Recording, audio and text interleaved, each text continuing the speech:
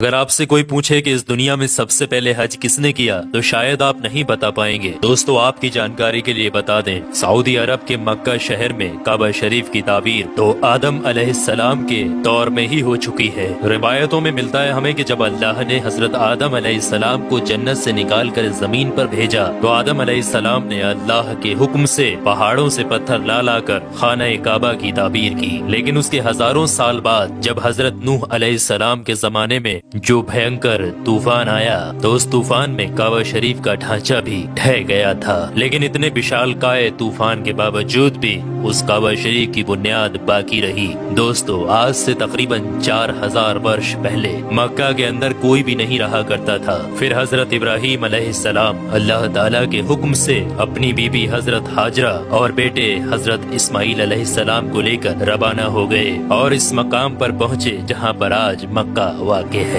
उस दौर में वहाँ पर न कोई इमारत थी, न पानी और न ही यहाँ पर कोई रहा करता था। दरख्तों के नाम पर सिर्फ बबूल वगैरह की झाड़ियाँ हुआ करती थी। हजरत इब्राहीम अलैहिस्सलाम ने बीबी और बच्चों दोनों को यहाँ बैठा दिया, थोड़ा सा पानी और खजूरों को भी पास में रख दिया और फिर आप अलैहिस्सलाम शाम की तरफ चले गए। हजरत इब्राहीम अलैहिस्सलाम दूसरी बार जब मक्का शरीफ आए तो कयाम न किया, लेकिन जब तीसरी बार तशरीफ लाए तो हजरत इस्माइल अलैहिस्सलाम से फरमाया कि बेटा, अल्लाह ताला ने मुझे एक हुक्म दिया है। तो हजरत इस्माइल अलैहिस्सलाम ने कहा तो इदात कीजिए। तो हजरत इब्राहीम अलैहिस्सलाम ने कहा कि अल्लाह ताला ने मुझे हुक्म दिया है कि यहाँ पर एक घर बनाओ। घर की तामीर शुरू हो गई। हजरत इस्माइल अलैहिस्सलाम पत्थर लाते जाते और हजरत इब्राहीम अलैहिस्सलाम बनाते जाते थे।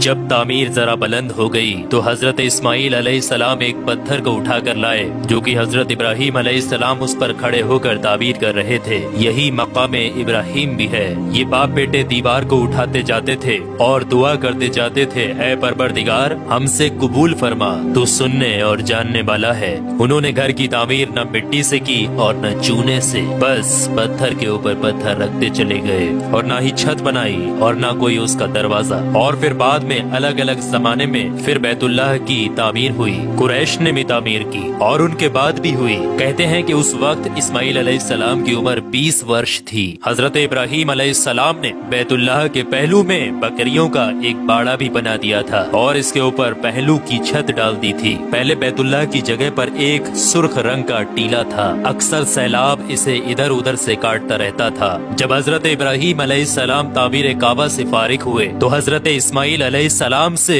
एक ऐसा पत्थर लाने के लिए कहा जो तवाफ की शुरुआत के लिए निशानी के तौर पर इस्तेमाल किया जाना था। ये पत्थर हजरत जिब्राईल अलैहिस्सलाम अबू कुबैस की पहाड़ियों से लेकर आए। हजरत इब्राहीम अलैहिस्सलाम ने इसे इस मकाम पर रख दिया जहाँ पर वो अब तक कायम है। रिवायतों में आता है कि ये पत्थर बहुत रोशन था। हजरत जिब्राईल अलैहिस्सलाम ने उन्हें तमाम मकामात भी दिखाए। और दोस्तों, जब हजरत इब्राहीम अलैहिस्सलाम को अल्लाह की तरफ से लोगों को हज करने की दावत देने का हुक्म हुआ तो हजरत इब्राहीम अलैहिस्सलाम ने अल्लाह से ये सवाल किया कि ऐ मेरे खुदा, यहाँ पर कौन लोग हैं जो कि मेरी आवाज को सुनेंगे। अल्लाह ताला ने फरमाया कि ऐ इब्राहीम, आवाज देना तुम्हारा काम है और लोगों तक उस आवाज को पहुंचाना मेरा काम है। दोस्तों, उसके बाद हजरत इब्राहीम अलैहिस्सलाम अबू कुबैस की एक बड़ी सी पहाड़ी के ऊपर चढ़कर एक बड़े से पत्थर के ऊपर खड़े हुए और लोगों में हज करने का ऐलान किया कि ऐ लोगों, अल्लाह ताला ने एक घर बनाया है और तुम पर हज फर्ज किया है, लिहाजा तुम अपने परवरदिगार की आवाज पर लब्बैक कहो। तो अल्लाह ताला ने हजरत इब्राहीम अलैहिस्सलाम की उस आवाज को इतना बुलंद कर दिया कि उस आवाज को दुनिया के हर एक इंसान ने सुना। यहाँ तक कि पेड़ पौधों को भी वो आवाज सुनाई दी, जिसकी वजह से पहाड़ और पेड़ पौधों में भी ये ख्वाहिश हो गई कि वो भी अल्लाह के इस पाक घर की जियारत करें। अल्लाह ताला ने हजरत इब्राहीम अलैहिस्सलाम को ये हुक्म दिया कि वो इस घर को रुकू और सजदा करने वालों के लिए पाक और साफ रखें। उलमा इकराम के मुताबिक हजरत इब्राहीम अलैहिस्सलाम के इस ऐलान के बाद ही हज की शुरुआत हुई और सबसे पहला हज हजरत इब्राहीम अलैहिस्सलाम ने ही किया।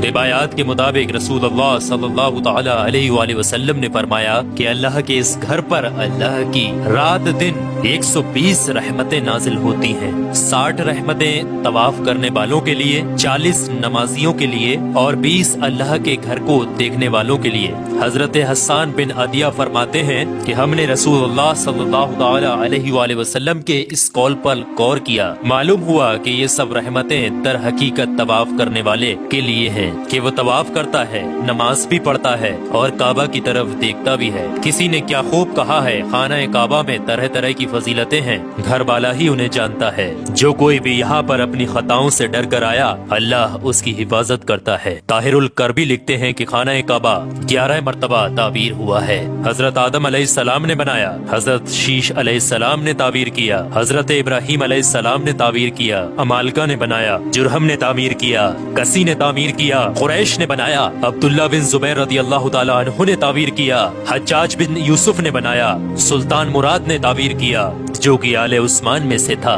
دوستو آپ کو بتا دیں، جو کعبہ شریف کی تعبیر کے لیے حلال مال اکٹھا کیا گیا تھا وہ کافی نہیں تھا، اس لیے 6 ہاتھ ایک بالست جگہ کم کر دی گئی تھی اور ایک چھوٹی سی گول دیوار بنا دی تھی تاکہ لوگ اس کے باہر طواف کریں۔ کعبہ کے اندر انہوں نے 2 صفوں میں 6 ستور رکھے تھے جس کے اوپر چھت تھی۔ اس سے پہلے کعبہ شریف کے اوپر چھت موجود نہیں تھی۔